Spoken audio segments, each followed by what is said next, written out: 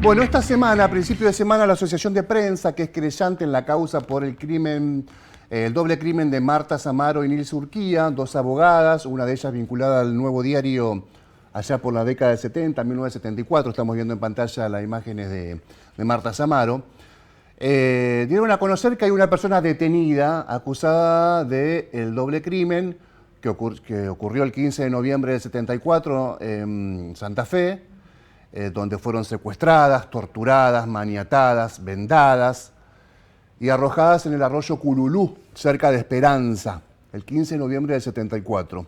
Se abrió un expediente judicial que fue un blef, la investigación no existió, la policía cómplice de la AAA, que tenía una participación importante a nivel nacional, cerró la investigación con un moño, con mucha impunidad y la guardó en un cajón. En el 2011 se reabrió la causa por un impulso de la Secretaría de Derechos Humanos, de las organizaciones de derechos humanos, de la Asociación de Prensa,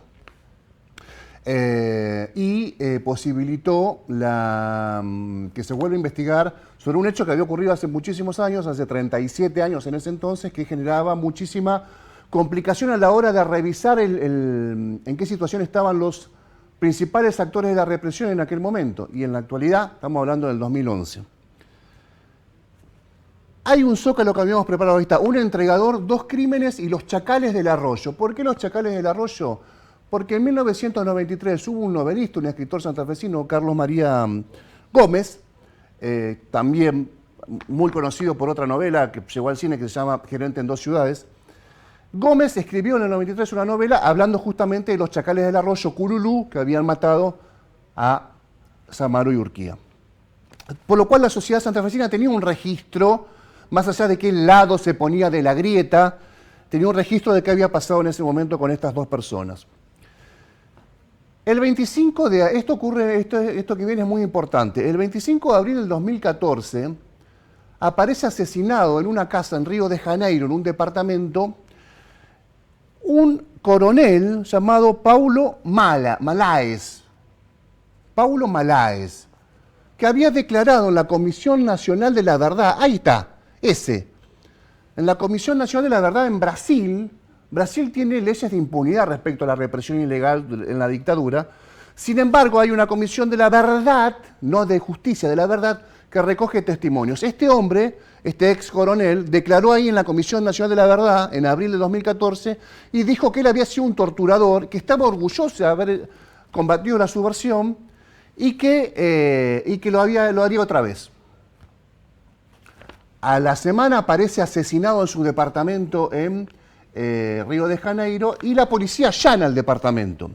En una especie de caja de seguridad encuentra un documento que se llama Operación Gringo Caco, un documento escrito en máquina de escribir, fechado en 1979, ahí está, esa es la carátula, Operación Gringo Caco, que estaba en la caja de seguridad de un coronel del ejército brasileño que había reconocido que participó en la tortura en los años de represión en Brasil. Este documento, Operación Gringo Caco, tiene 12 fojas dedicadas a Santa Fe y a la República Argentina.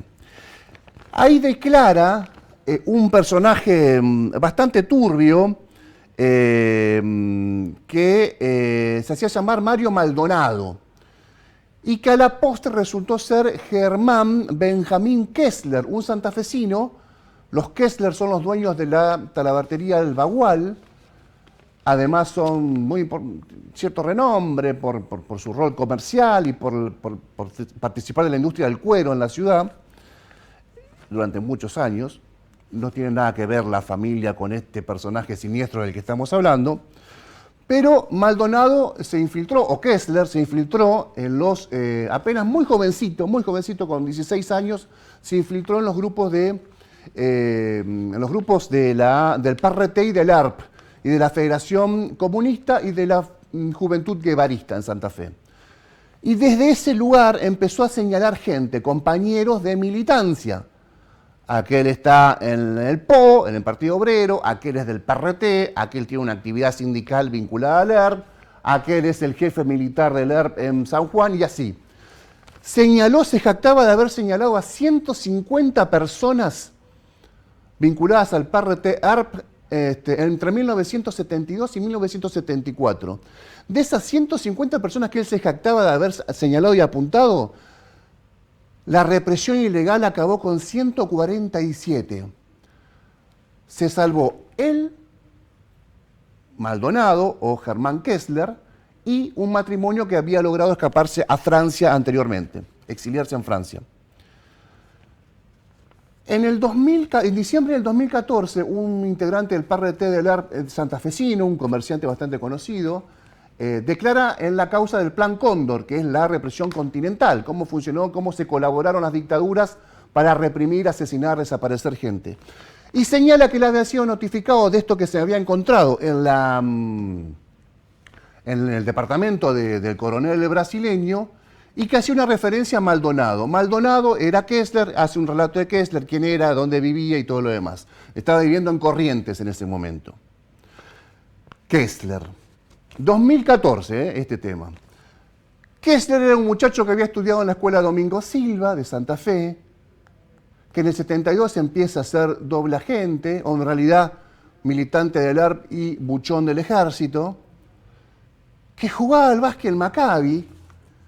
Ahí lo vamos a ver dentro de un rato en una foto cuando en sus años de juventud, jugando para Maccabi. Es obviamente que está señalado con el círculo rojo. Qué paradoja. Germán Benjamín Kessler, muy jovencito. Ahí probablemente o ya estaba o algún tiempo después empezó a ser un buchón del ejército en contra de sus compañeros de militancia. Se fue a Brasil, toma contacto con el ejército después brasileño, esto ya en el 79, y empieza un derrotero que lo termina haciendo desembarcar en Corrientes. Vamos a ver imágenes de Kessler, por lo menos hasta hace algunos años atrás. Kessler, ahí está. Fotos de las redes sociales que ya no están más subidas. Ahí tomando un vino. Lo vamos a ver también con Gustavo Vera, de la Fundación La Alameda, también un personaje bastante raro, Vera. Y el 2 de agosto pasado, el fiscal Martín Suárez, a cargo de la Unidad de Derechos Humanos, le pide la indagatoria. Y es indagado el 15 de agosto pasado por el juez Reinaldo Rodríguez. Reinaldo Rodríguez, que rechazó desde el 2022 la indagatoria a Kessler. Desde el 2022 fue rechazando sucesivamente que sea indagado. ¿Qué pasó? Ante la negativa, la Fiscalía fue a la Cámara y la Cámara lo terminó obligando a Rodríguez a tomar la declaración indagatoria, que fue el 15 de agosto.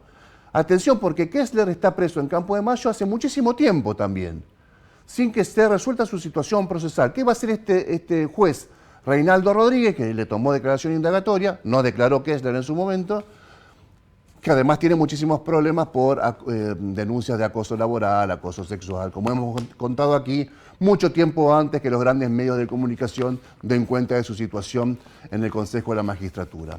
Así que atención con Kessler, un personaje de Santa Fe que está siendo apuntado por la justicia como responsable de la desaparición de las dos abogadas, Marta Samaro y Nilsa Urquía, ocurrida el 15 de noviembre de 1974.